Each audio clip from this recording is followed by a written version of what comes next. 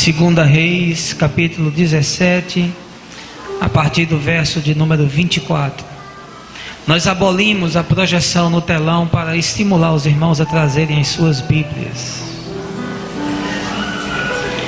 Estamos utilizando a versão NVI em todas as nossas leituras e nos sermões. Segunda Reis 17, a partir do verso de número 24.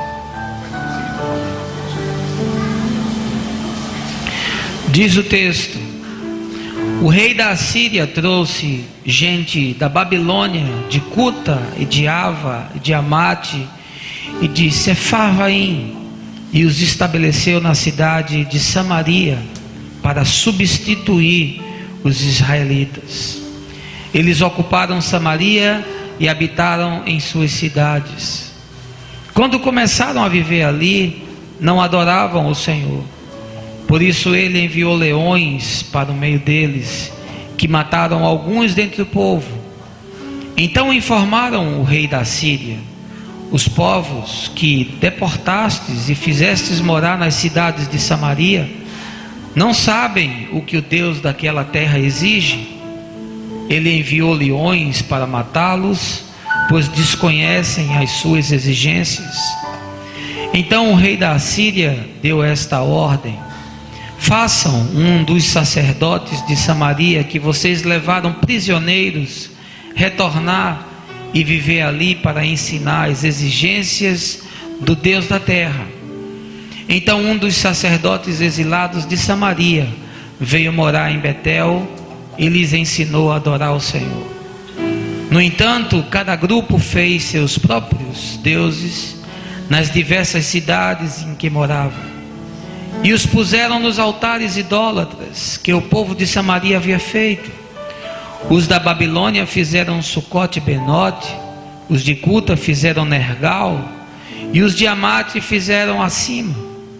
Os aveus fizeram Nibais e Tartaque, e dos servitas queimavam seus filhos em sacrifício a Ademeleque e a Anameleque, deuses de Sefaim. Eles adoravam o Senhor, mas também nomeavam qualquer pessoa para lhe servir como sacerdote nos altares idólatras. Adoravam o Senhor, mas também prestavam cultos aos seus próprios deuses, conforme os costumes das nações de onde haviam sido trazidos. Até hoje, eles continuam em suas antigas práticas. Não adoram o Senhor, nem se comprometem com os decretos, com as ordenanças, com as leis e com os mandamentos que o Senhor deu aos descendentes de Jacó, a quem deu o nome de Israel. Quando o Senhor fez uma aliança com os israelitas, ele lhes ordenou: não adorem outros deuses, não se inclinem diante deles, não lhes prestem culto, nem lhes ofereçam sacrifício.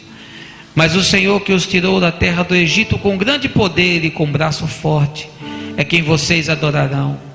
Diante dele vocês se inclinarão e lhes oferecerão sacrifícios.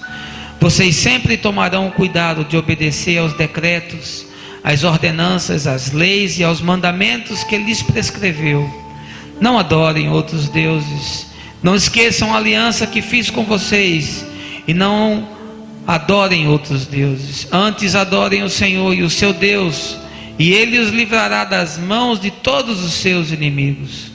Contudo, eles não lhes deram atenção, mas continuaram em suas antigas práticas. Mesmo quando esses povos adoravam o Senhor, também prestavam culto aos seus ídolos. Até hoje, seus filhos e seus netos continuam a fazer o que os seus antepassados faziam. Palavras do Senhor, irmãos, e por ela damos graças a Deus. Você pode se assentar.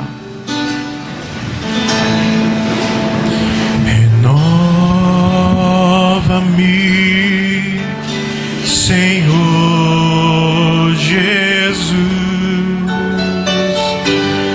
Já não quero ser igual. Renova-me, Senhor Jesus. Põe em mim teu coração.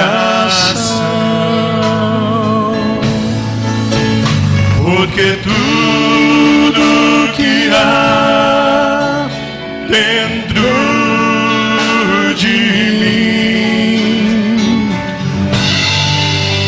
necessita ser mudado, Senhor, porque tudo que há dentro do meu coração necessita mais de ti,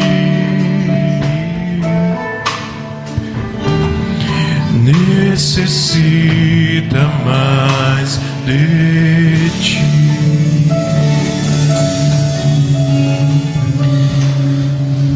Porque tudo que há no meu e no seu coração necessita mais do Senhor. Amém, queridos?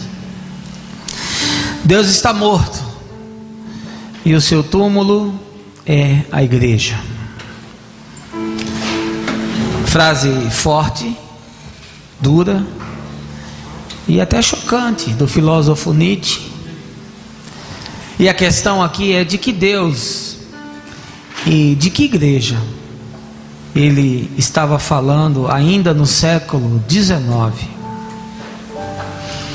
É certo que falava do cristianismo, de um Deus escravizado a normas, a dogmas, a ritos, de uma religião esvaziada de significados, de uma mensagem extraviada, adulterada, de uma igreja adoecida e moribunda.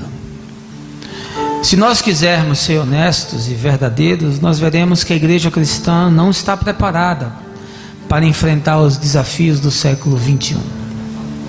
Aliás, aqui cabe inclusive perguntar: você acha que a igreja, do jeito que ela está, ela vai sobreviver a esse novo milênio? Se não, que igreja então sobreviverá? Quais serão as suas características? Que perfil terão os seus líderes? Será possível articular e contextualizar a milenar mensagem da salvação às idiosincrasias do mundo dito pós-moderno? Como usar a hermenêutica e a exegese de tal forma a não desprezar a ortodoxia histórica nem sufocar as questões prementes do nosso tempo? Não me leve a mal, mas se a igreja não refletir sobre essas questões, ela é uma séria candidata a virar defunto. E algumas inclusive já viraram, porque igrejas morrem. A situação do cristianismo ainda não aponta para a morte súbita, mas a patologia que ele enfrenta sugere o diagnóstico de uma doença crônica, que vem avançando desde o século XVIII com o secularismo e com o iluminismo. No século XX, o existencialismo deu mais um duro golpe na fé cristã, e nos dias atuais uma soma de fatores como o modernismo, o relativismo e o multiculturalismo servem como elementos desestruturadores da igreja e da sua mensagem. A verdade é que as coisas estão cada vez mais difíceis e as pessoas estão cada vez mais desiludidas com a proposta cristã. Ser religioso nos nossos dias é sinônimo de ser obscurantista, de ser moralista, hipócrita e até manipulador. O momento histórico que nós vivemos é trágico. Os nossos púlpitos estão esvaziados. A mensagem é direcionada para atender às exigências dos ouvintes e não às suas necessidades. O discipulado se resumiu a um enfadonho estudo bíblico. Não é mais a vida sendo ministrada através da experiência prática e da convivência. Os programas, recursos aos quais recorremos para entreter as pessoas ocuparam o lugar da oração, do jejum, do estudo aprofundado das Escrituras. E as famílias vivem um drama à parte. Eu que sou pastor, escutando gente toda semana, 15, 20 pessoas, me deparo com os dramas mais profundos, vivenciado dentro das casas. Separação virou coisa natural, até mesmo entre pastores. Por isso, tanta miséria social, tanta catástrofe, porque a terra está ferida com maldição, porque os entes familiares não se converteram uns aos outros. Como disse o profeta Malaquias, os nossos filhos não sabem nada sobre a nossa fé, e quando sabem alguma coisa, nunca a transformam em prática de vida, talvez porque lhes falte exemplos. Nós somos tão presunçosos que continuamos utilizando métodos e formas do século XIX como se fossem eficazes no século XXI. E eu quero lhe dizer com toda clareza, não são. É um fato. Nós precisamos acordar. Muitos dos nossos programas não conseguem mais atingir as pessoas. Perdemos terreno para outras seitas que parecem entender o nosso mundo e as pessoas que nele vivem bem melhor do que nós. Os nossos líderes são fracos. Não foram treinados, não sabem sequer interpretar os textos mais elementares. Muitos deles leram livros de teologia mais do que a própria Escritura. Encontrei no seminário muitos seminaristas que nunca haviam lido o Novo Testamento todo. O fato é que o cristianismo enfrenta problemas sérios e isso não tem mais como ser escondido. À exceção de algumas partes do continente africano, onde os números atestam para uma expressiva adesão à fé em Jesus Cristo, a despeito de qualquer ligação confessional, em boa parte do resto do mundo a coisa vai de mal a pior. No continente asiático somos simplesmente insignificantes. O hinduísmo, o islamismo e o budismo são maioria absoluta. A famosa janela 1040, uma faixa de terra que vai do oeste da África até a Ásia, revela que cerca de 3,2 bilhões de pessoas que vivem em 62 países, ou seja, mais de 50% de todos os habitantes do planeta ainda não foram evangelizados. Nesse território estão contidas megalópolis como Tóquio, Calcutá, Bagdá e Bangkok. Dados da Junta de Missão Mundiais atestam que no Japão existem 3% de evangélicos, na Índia 1%, no Iraque 0,5% e na Tailândia 0,3%, que são respectivamente os países dessas cidades que eu citei anteriormente.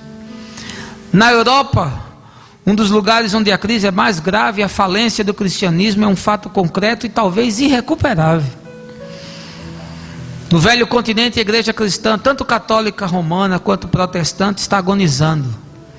Na Itália, por exemplo, país onde 95% da população está vinculada à sede de Roma, só 30% vai à igreja. Na França, a cidade onde os muçulmanos são maioria absoluta em relação aos cristãos.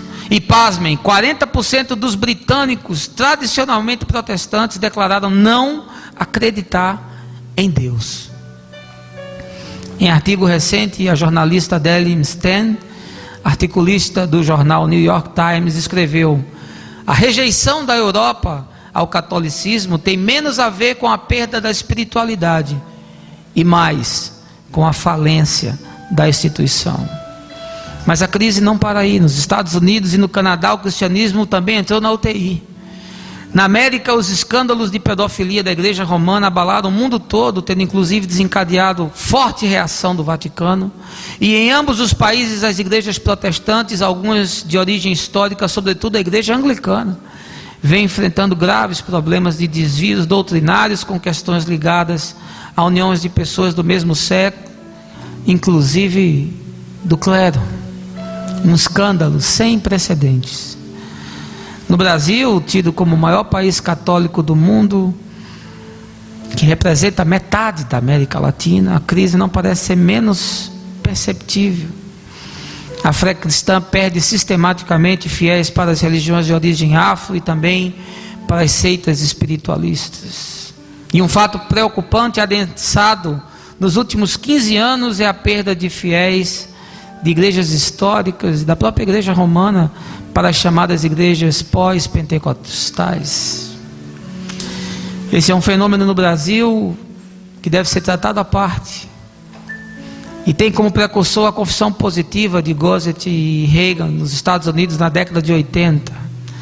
um arcabouço teórico que denominou-se chamar de teologia da prosperidade, uma doutrina baseada em promessas de sucesso e de felicidade.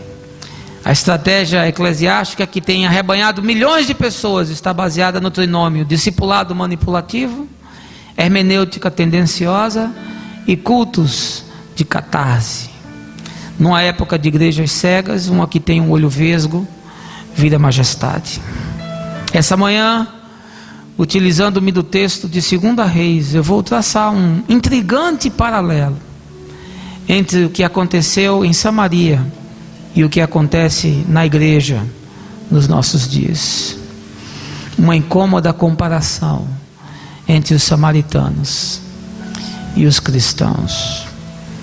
Nessa mensagem que eu intitulei Cristianismo em Branco e Preto, você será desafiado a olhar para a fé que diz confessar de uma maneira como talvez nunca tenha feito. Hoje nós vamos passar a limpo aquilo que está diante de nossos olhos.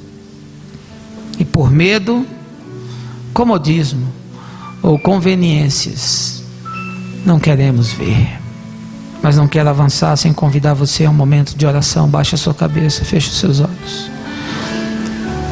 Pai, não entramos aqui para nos divertir. Entramos aqui para te cultuar.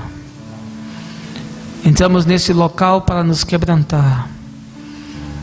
Entramos aqui para ouvir a tua voz. E a canção diz: me leva onde eu possa ouvir a tua voz, Senhor. Me leva nesse lugar onde o teu Espírito é capaz de quebrar as minhas resistências e as minhas racionalizações, de tal forma a me convencer do meu pecado, da minha injustiça.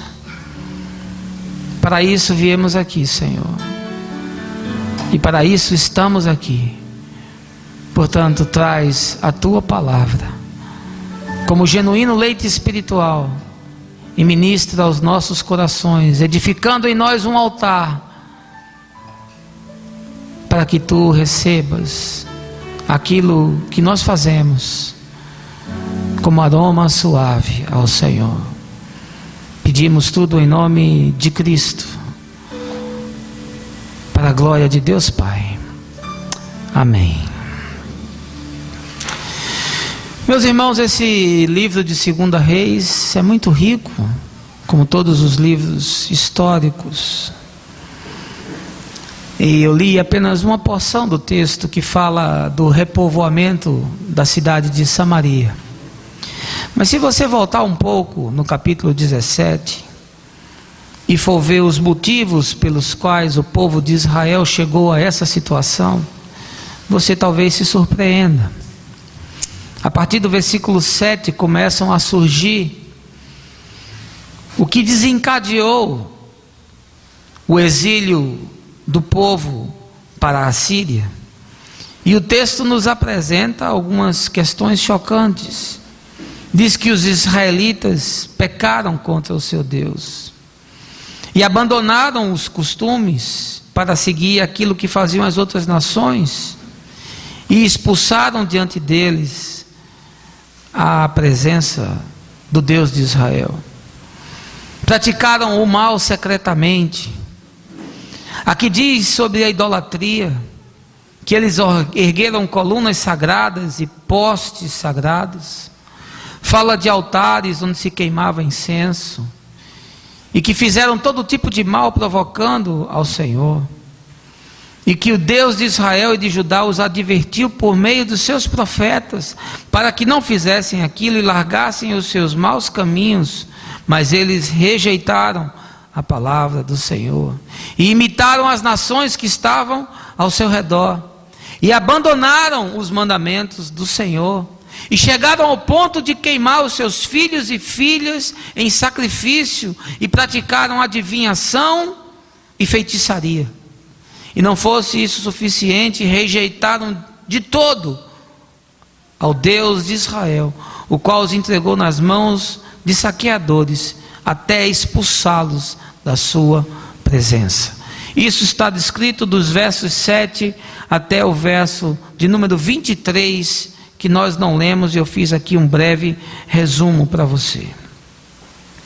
É a dureza do coração do povo, a sua falta de entendimento, de discernimento, que fez com que Deus os retirasse da terra que havia prometido aos patriarcas e os levasse exilado para uma terra distante.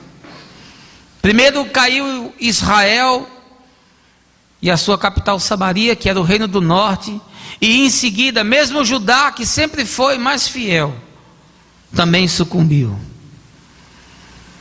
E já naquela época, o rei da Assíria promoveu uma espécie de limpeza étnica. Ele pegou aquela região onde ainda haviam habitantes, onde ainda haviam sobreviventes, onde ainda havia um remanescente pequeno do povo de Deus que não havia sido feito cativo, e repovoou aquela região com povos de outras nações, as quais eles haviam dominado. Era uma tentativa de ali se construir uma nova nação, com uma nova consciência, com uma nova religião, com um novo culto. Era a tentativa de se construir uma nova sociedade, com valores econômicos e sociais diferentes. Mas o problema é que quando esse povo chega àquele local, Deus revela a força do seu poder e desperta animais para atacarem os moradores da região. E eles acabam discernindo que aquilo está acontecendo porque eles não conhecem o Deus da terra. E na antiguidade havia muito isso. As pessoas cultuavam o Deus da terra, o Deus que estava ligado a uma determinada cultura.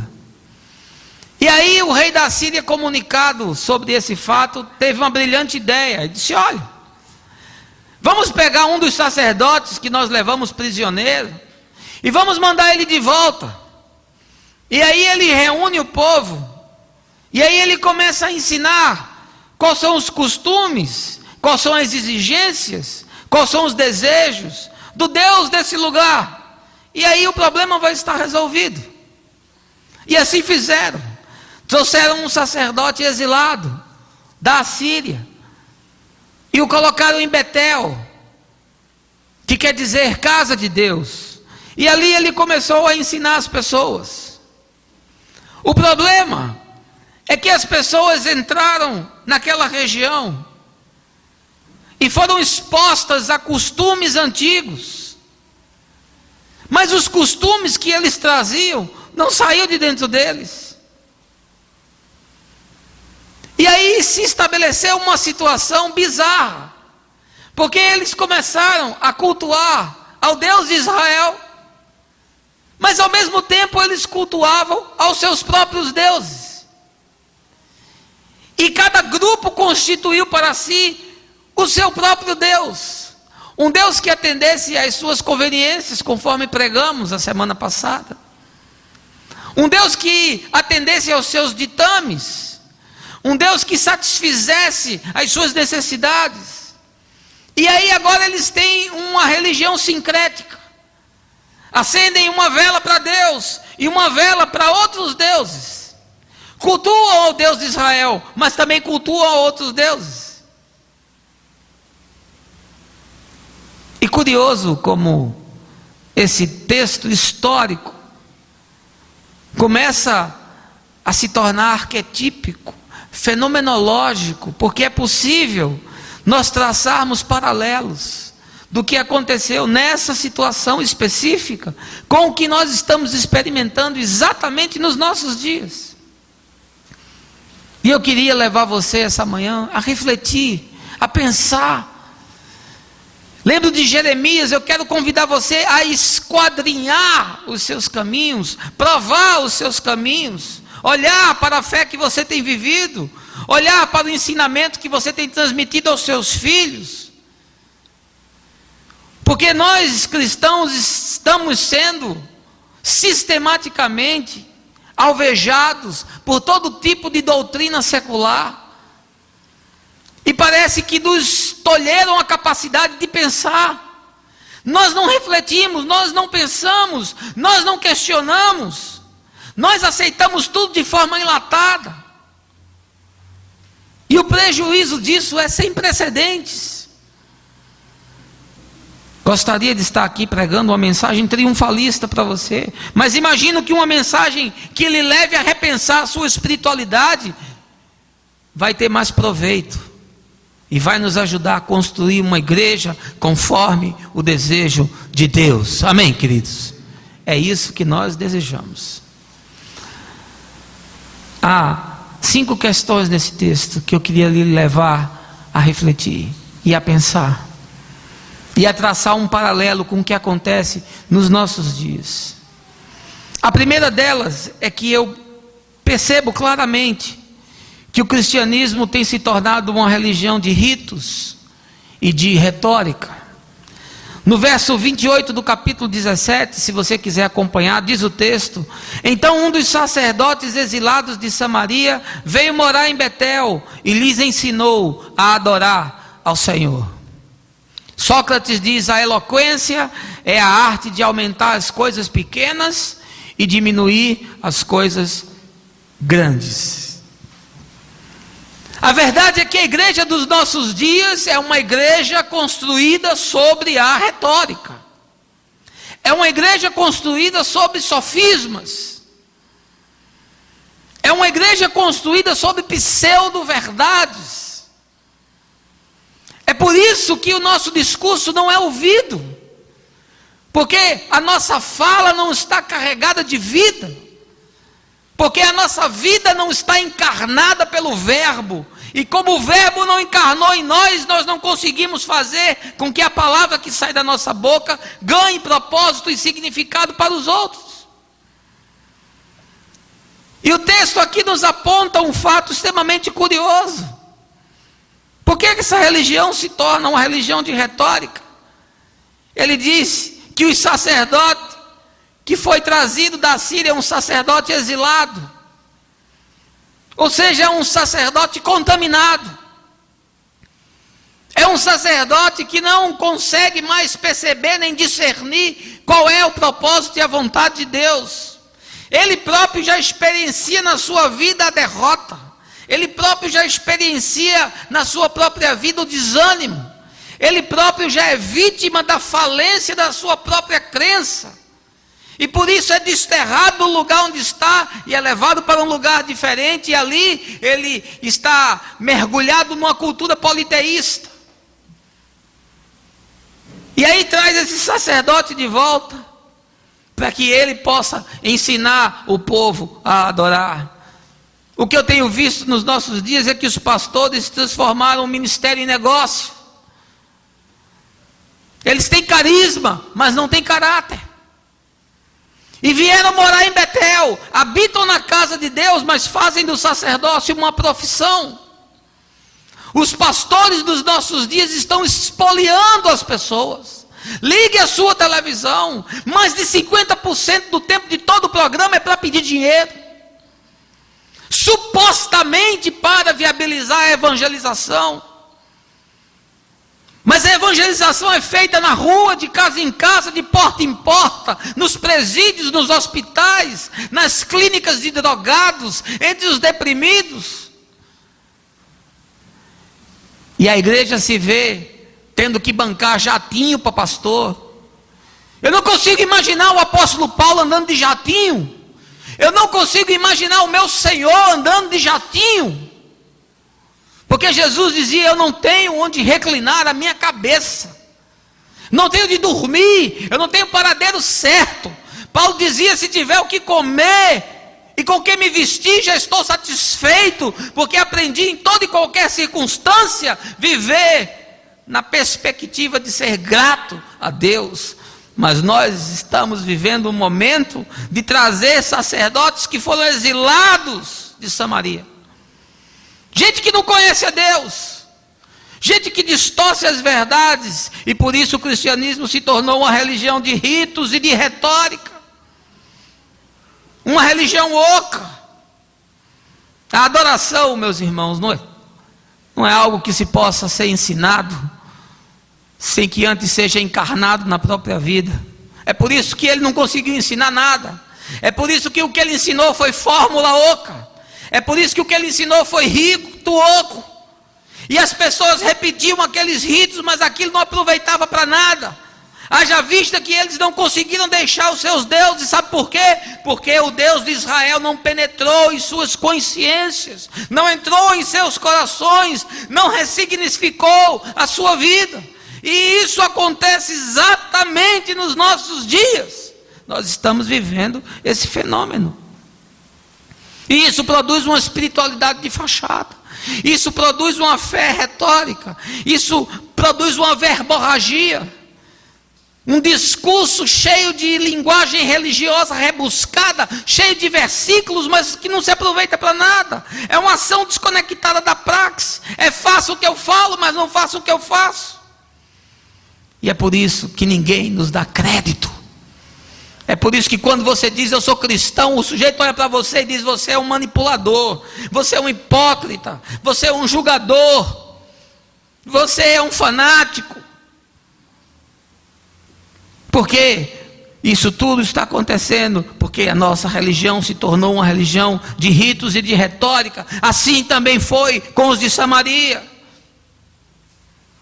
Porque o ensino era só a exposição de teorias, mas o cristianismo não é uma religião de teorias, porque Jesus disse: conhecereis a verdade e a verdade vos libertará. Mas nós temos vivido isso. A questão é, nós aqui estamos vivendo isso? Somos um pequeno espectro, uma porção resumida do povo de Deus e da igreja de Jesus Cristo. E aqui não estou falando de denominação, aqui não estou falando de placa, aqui não estou falando, da igreja do Senhor e do povo que se chama pelo seu nome. Nós temos vivido isso. Porque a minha experiência, aconselhando pessoas todos os dias, é que elas estão distantes de compreender qual é a esperança do seu chamado, como diz as Escrituras. Estão distantes de entender qual é o projeto de espiritualidade que Deus deseja. Estão distantes de entender qual é o propósito para o qual existem. Porque estão sendo ensinados por sacerdotes exilados que vieram da Babilônia. João Cabral de Melo Neto diz: a vida não se resolve com palavras.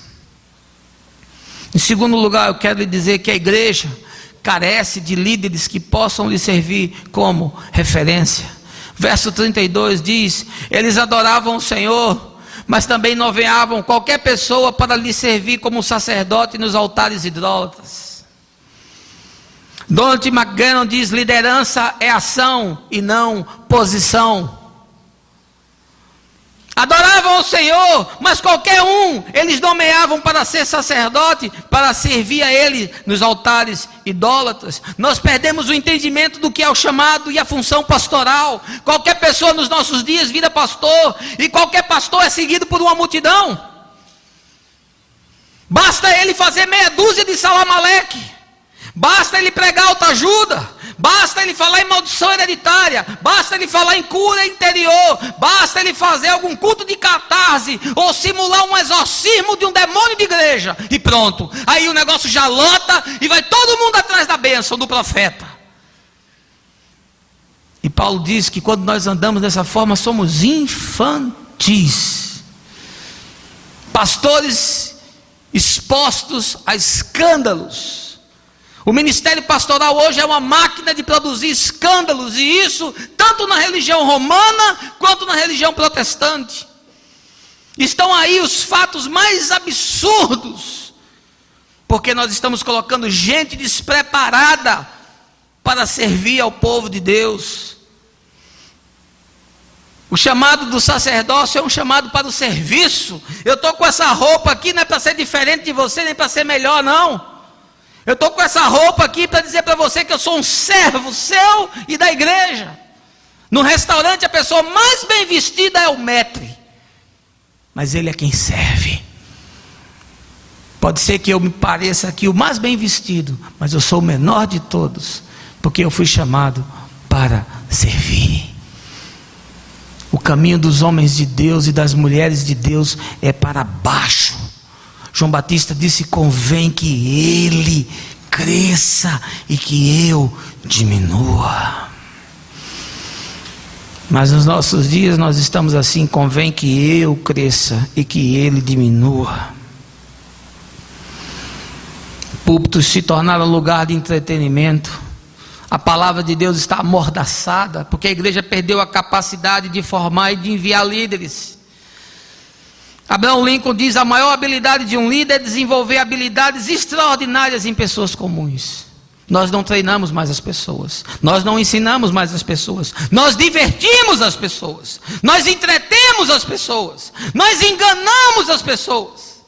É comum você pegar alguém com 5 anos de convertido que não sabe nada de Bíblia, que não entende nada sobre os princípios elementares da fé, que a sua vida não foi impactada, o seu caráter não foi transformado, e ele está vivendo um engodo, achando que está caminhando para a eternidade, está caminhando para o inferno. Igrejas cheias de pessoas vazias. Pastor, o senhor está correndo um risco muito grande. Estou, eu sei disso. Eu sei que eu corro o risco de domingo que vem ter 10 pessoas sentadas aqui. Mas que sejam 10 que querem de fato ouvir a palavra e seguir a Jesus Cristo de todo o seu coração. Porque, meus irmãos, eu não estou nessa altura do campeonato, com 30 anos de caminhada cristã, mais disposto a fazer presopopeia, paródia, brincadeira, enganação com mais seu ninguém.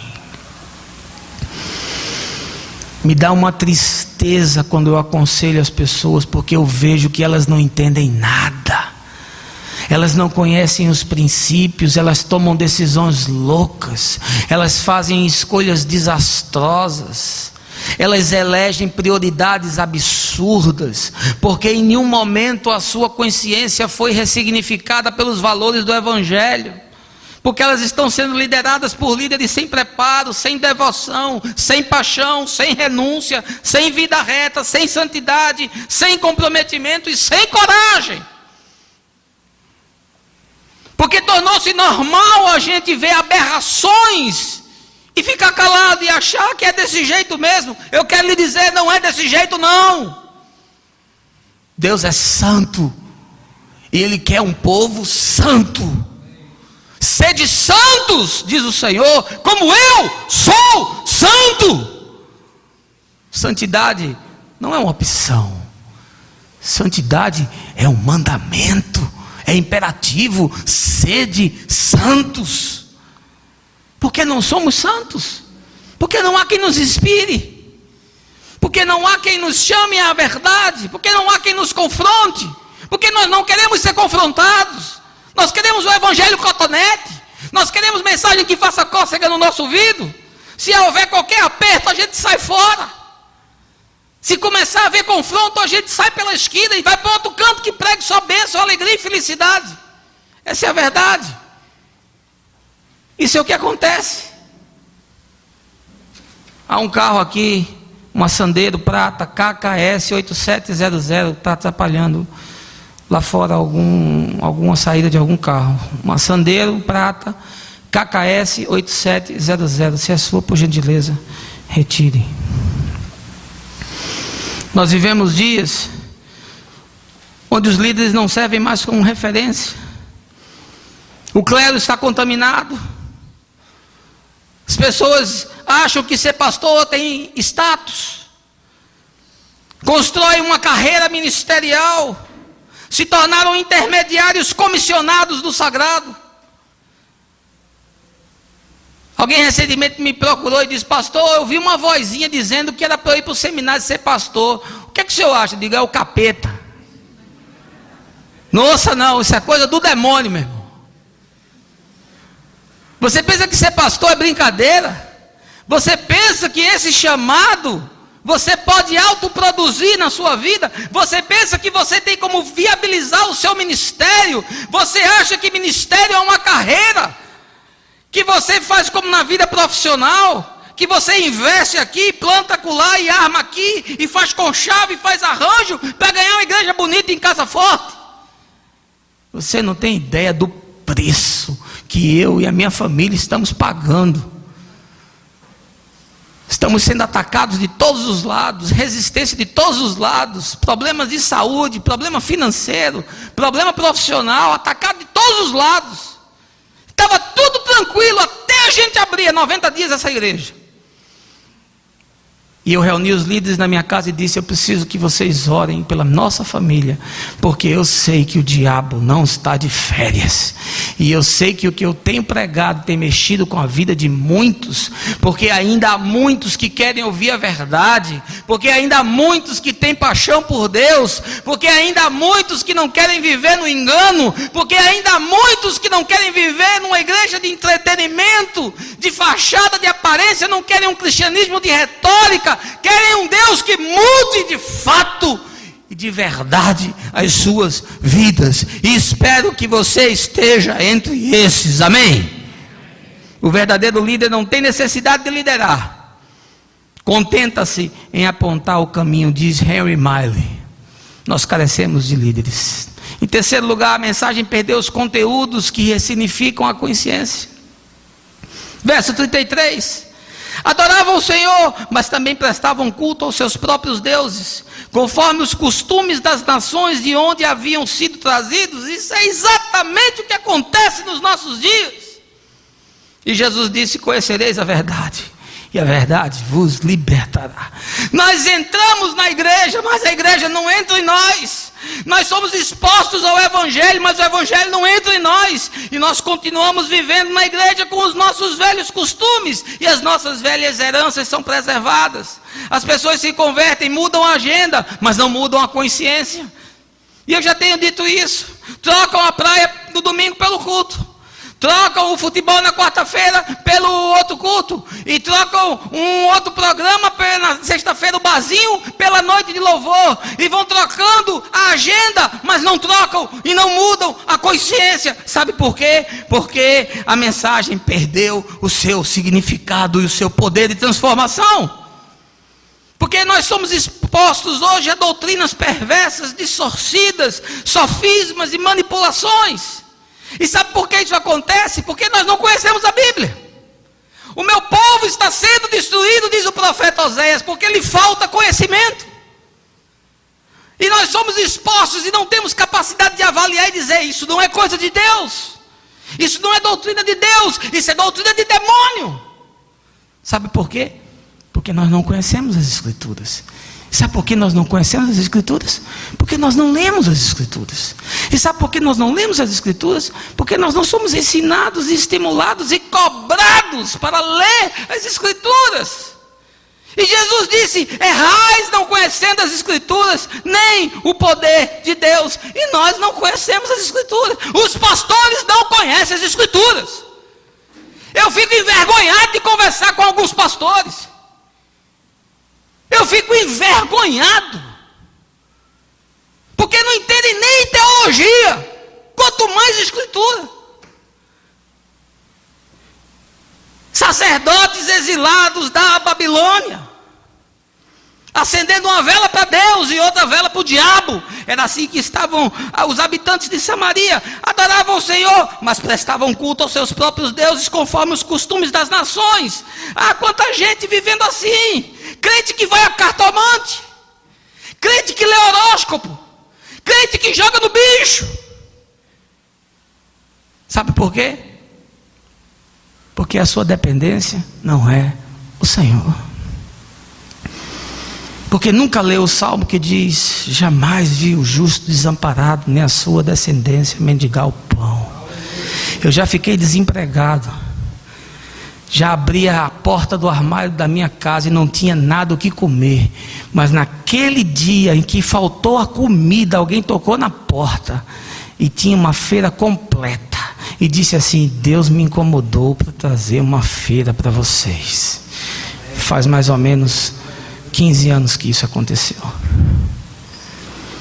E Deus disse: jamais faltará pão na sua mesa, Porque não é a sua competência, não é a sua habilidade, não é a sua força, não é o seu currículo, sou eu. Porque se o Senhor não edificar a casa, em vão trabalham os que a edificam. Não por força, não por violência, diz o Senhor, mas pelo meu Espírito. E se não for pelo Espírito do Senhor, meu irmão, não dá para ser mais por nada. É gente pulando de um canto para o outro, é gente correndo de um lado para o outro. Tem uma bênção aqui, corre todo mundo. Tem um profeta ali, corre todo mundo. Lá vem fulano de tal, corre todo mundo. Cantor gospel, não sei de quê, vai todo mundo fazendo show. Transformaram a adoração em show. O que nós estamos fazendo? Qual é a diferença de um artista gospel para Mick Jagger, para Justin Bieber, para Madonna? Qual é a diferença? Você olha para o show de um e para o show do outro, não tem diferença nenhuma. Só a letra. E olhe lá. Porque tem boa parte da letra do que se produz hoje que é lixo. Ricardo Gondim disse: deixe de comprar, inclusive os meus, para ver se eles continuam servindo a Deus. Deixe de ir no show para ver se eles continuam servindo a Deus. Uma indústria, um negócio. Eu fui na Expo Cristã agora em São Paulo, fiquei horrorizado. Tamanho dos estandes, dos figurões da fé, cada um maior do que o outro, cada um mais poderoso que o outro. E eu fiquei pensando, Jesus entrando naquele lugar, ia pegar um chicote, ia quebrar, ia destruir tudo. Ia dizer: vocês transformaram a fé num negócio, num comércio. E lá se vendia tudo, meu irmão, até sandália havaiana com o nome Jesus tinha.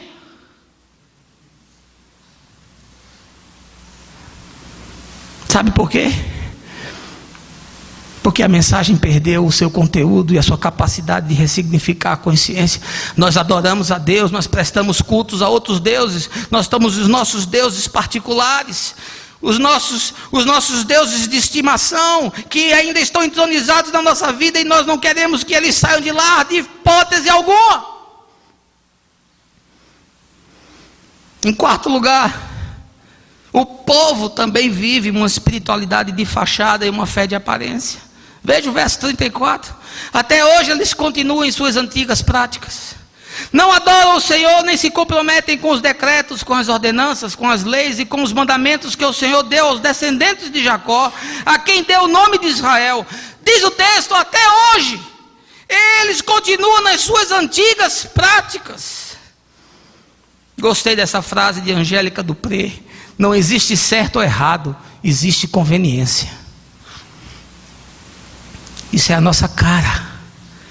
Isso aqui somos nós. Não existe certo ou errado, existe conveniência. Porque a nossa teoria é uma coisa, mas a nossa prática é outra. Shakespeare disse: o diabo pode citar as escrituras quando isso lhe convém. Aliás, fez isso com Jesus.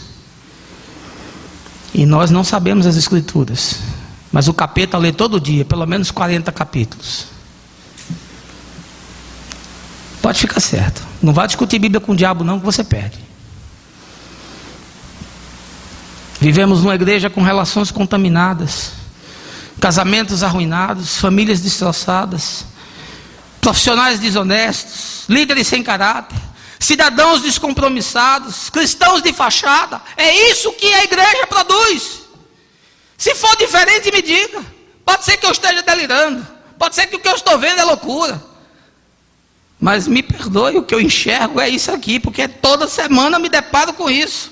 É um povo que vive uma espiritualidade de fachada. É exatamente o que aconteceu em Samaria. Diz o texto: até hoje eles continuam em suas antigas práticas, não se comprometem com os decretos e as ordenanças e com as leis de Deus. Nós não queremos ouvir os valores de Deus, os princípios de Deus. A gente fala no discipulado: olha, vai por aqui. A pessoa diz: não, eu quero ir por aqui, eu quero fazer desse jeito, my way, é do meu jeito, é da minha forma, é o meu caminho, é a minha vida, é a minha decisão. É um cristianismo de conveniência. É um cristianismo que não tem cruz, que não tem renúncia, não tem zelo, não tem paixão, não tem temor, não tem sonho. Porque vencer o mundo se tornou mais importante do que vencer o mundo. Nós queremos vencer no mundo e não vencer o mundo. Não queremos viver por valores, não queremos viver por princípios. Nós queremos viver com uma fé construída, uma fé self-service. Pegamos retalhos de doutrinas e construímos um Frankenstein que nos atenda. E por isso Nietzsche diz: saber é compreendermos as coisas que mais nos convém. E em último lugar, e aqui está a minha grande preocupação, é que as próximas gerações já estão sendo contaminadas pelo que nós estamos fazendo. Verso 41, veja como isso é atual.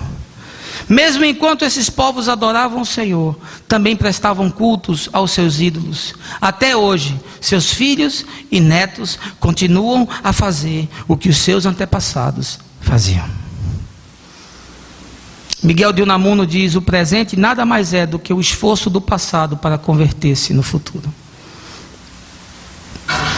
Eu mostrei para você um panorama no começo da situação do cristianismo no mundo. É pavoroso. E aqui eu fiz só um resumo. O que é que nós estamos deixando para os nossos filhos e para os nossos netos? Você acha que essa igreja, do jeito que está, ela vai sobreviver?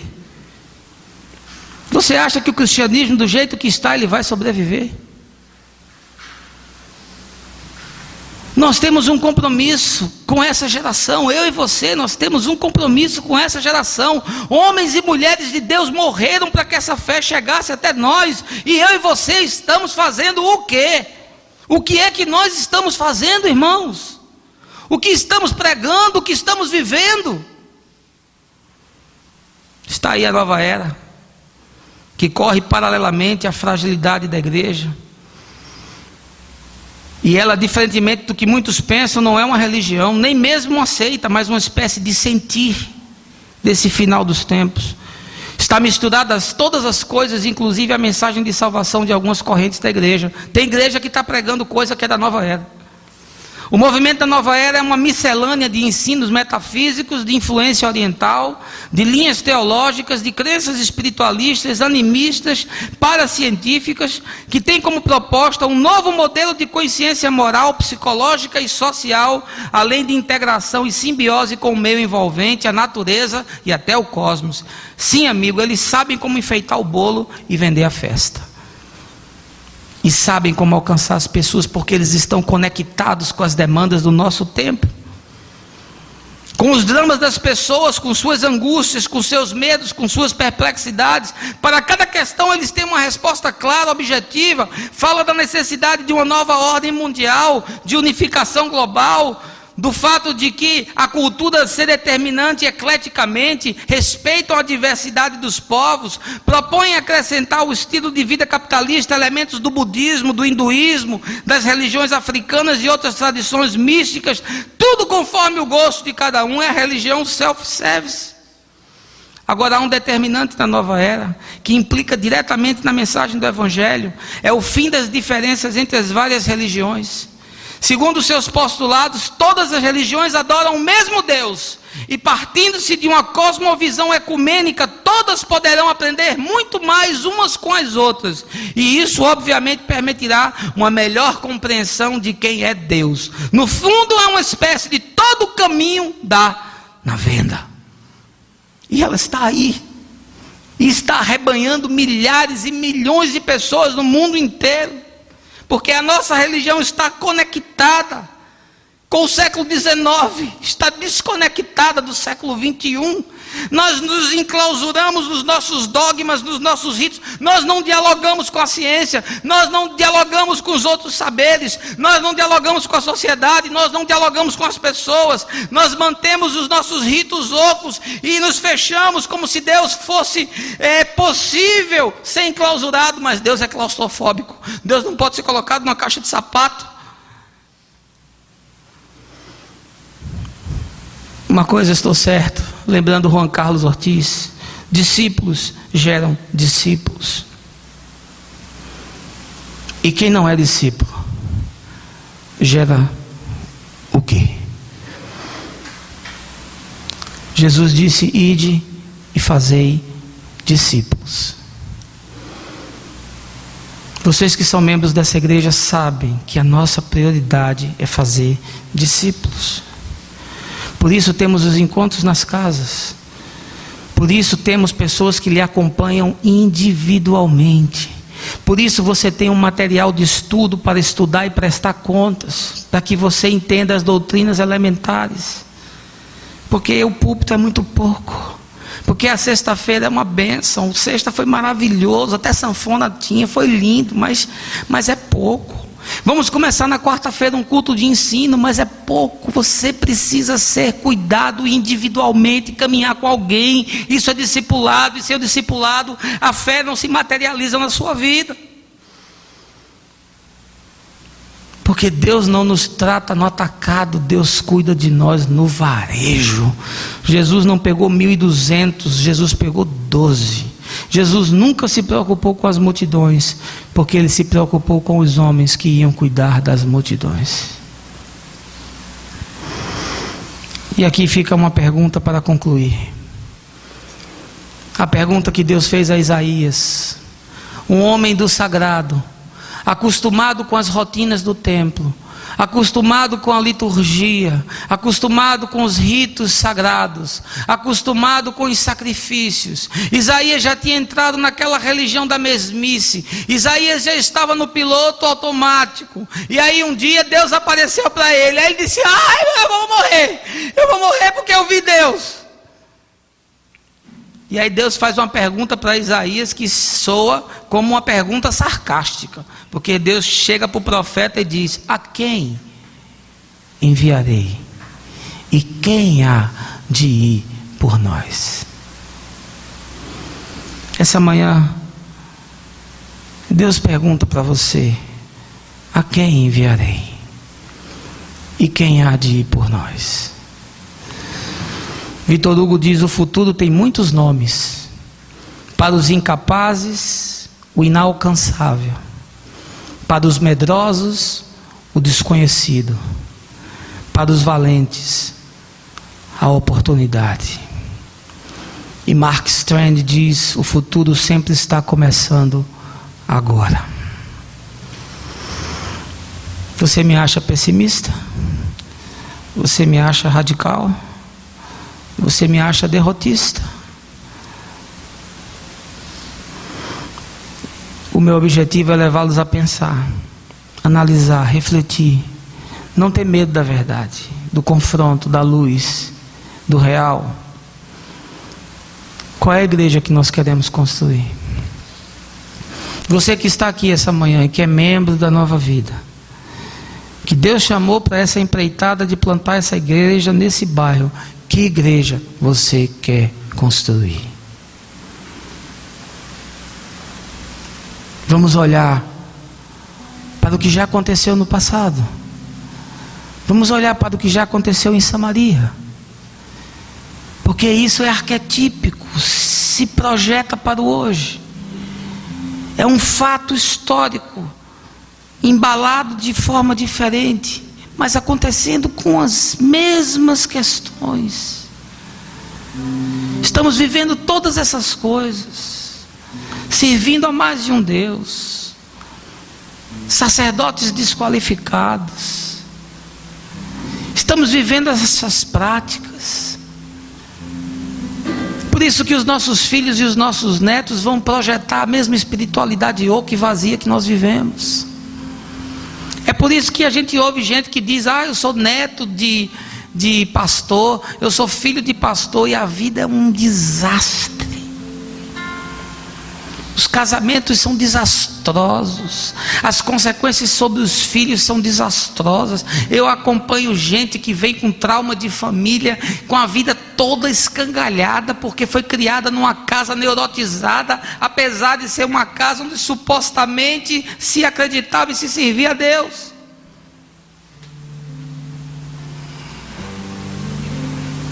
Às vezes eu fico pensando: Senhor, não seria mais fácil pregar uma outra mensagem? Quando eu cheguei em casa de noite ontem, mais ou menos meia-noite, eu sentei no sofá do meu escritório e disse: eu não vou pregar aquela mensagem não.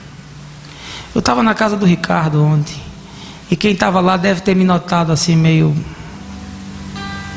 calado, quieto, porque havia uma luta dentro de mim. A palavra me constrangendo, o Espírito me constrangendo, e eu dizendo: mas essa mensagem é pesada. E eu cheguei em casa, 600 mensagens prontas. Em 15 minutos achei uma linda. Vocês iam sair daqui voando como águias. Só coisa boa. Aí eu preparei, arrumei, atualizei, ajeitei. Passei 1h30 trabalhando naquilo. Deixei ela pronta. Aí disse: eu vou pregar isso amanhã. Amanhã vai estar cheio lá na Nova Vida. Gente que está convidando gente, chamando pessoas novas. Eu vou pregar um negócio assim, bem light, bem assim, que vai entrar pelo ouvido, assim, vai fazer bem, vai ser uma coisa tão boa. A pessoa sai, domingo que vem ela volta e vai enchendo, vai enchendo, vai enchendo. Vocês notaram que nós compramos cadeiras novas? Eu estou feliz, porque se não tivesse as cadeiras hoje, as cadeiras vermelhas não dariam. Viu, André? Chegou na hora certa, graças a Deus. Aí eu preparei 2h15 da manhã eu terminei. Aí eu fui deitar tranquilo. Deitei, Fabiana dormindo. Aí eu orei por ela. Aí fiquei em paz. Que coisa boa. Senhor, amanhã o culto vai ser uma benção. Aí virei para um lado, virei para o outro, virei para o outro, virei para o outro, virei para o outro. E aquela voz inconveniente dizendo: prega outra. Aí eu disse: mas a outra está incompleta, eu não terminei ela ainda. Senhor, deixa eu pregar essa. Aí virei para o lado, botei o travesseiro assim no ouvido, assim. Mas o Espírito não fala no ouvido, nem fala no coração. Aí dizia assim: levanta, prega a outra. Aí eu me levantei 2h30 da manhã, voltei para o computador, abri essa mensagem que não estava pronta. Aí 3h30 da manhã eu terminei. Aí eu disse: amanhã eu vou para o culto e eu vou olhar para o povo, e eu decido. Tenho 2 mensagens. Na hora H eu decido. E eu confesso, irmãos, eu cheguei cedo aqui, 8h30 da manhã, e eu fiquei lá dentro trancado orando. E eu pedi a Deus: deixa eu pregar a outra. A outra tão boa, Jesus. Mas não teve jeito. Ele disse: vai lá e prega a palavra que eu coloquei no teu coração. Abre a tua boca e eu a encherei. E os humildes ouvirão e se alegrarão. Porque todo aquele que é de Deus ouve a sua voz. Porque as ovelhas conhecem a voz do pastor. Não do pastor, mas do pastor. Baixe a sua cabeça, feche os seus olhos. Pai, certa vez os discípulos perguntaram a Jesus: Senhor, duro é esse discurso? Quem o pode ouvir? E eu te confesso, eu prego, mas eu me questiono: duro é esse discurso? Quem o pode ouvir? Que essa manhã nesse lugar estejam os que podem ouvir. Que essa manhã nesse lugar esteja o remanescente dos homens e das mulheres que querem levar Deus a sério, daqueles que ainda têm paixão pelo Senhor, daqueles que ainda se lembram do primeiro amor, daqueles que querem viver uma espiritualidade diferente, daqueles que se sentem compromissados com a tua palavra e se sentem responsáveis pelo pai, pela mãe, pelos irmãos, por marido, por filhos, por esposa, daqueles que ainda sentem vontade de alcançar os perdidos, os abatidos, os excluídos, os deprimidos, os caídos, os sofridos, os ardidos. Que essa manhã essa palavra tenha caído, Senhor, em terreno fértil, de tal forma que ela produza 100 por 1, e que domingo que vem, ao invés desse lugar estar esvaziado, esteja mais cheio ainda,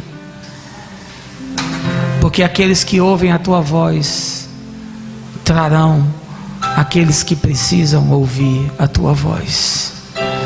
Terra de Naphtali, terra de Zebulon, caminho do mar, Galileia dos gentios, povo que andava em trevas viu grande luz, e aqueles que estavam na região da sombra da morte, resplandeceu-lhes a luz. Quem tem ouvidos, ouça o que o Espírito diz à igreja.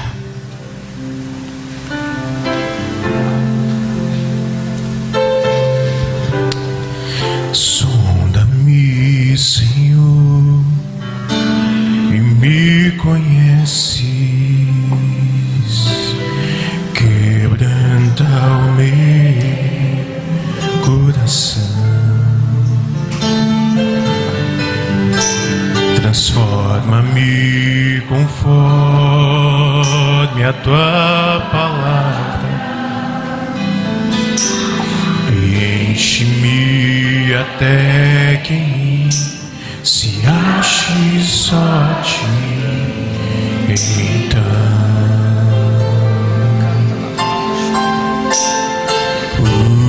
usa-me,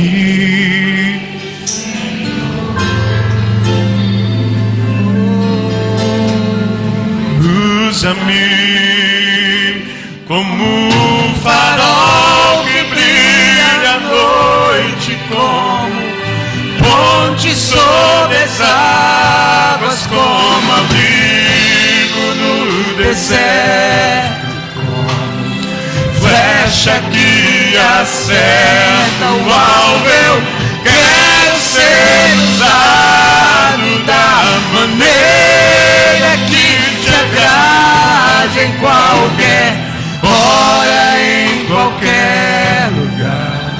Eis aqui a minha vida, usa-me, Senhor,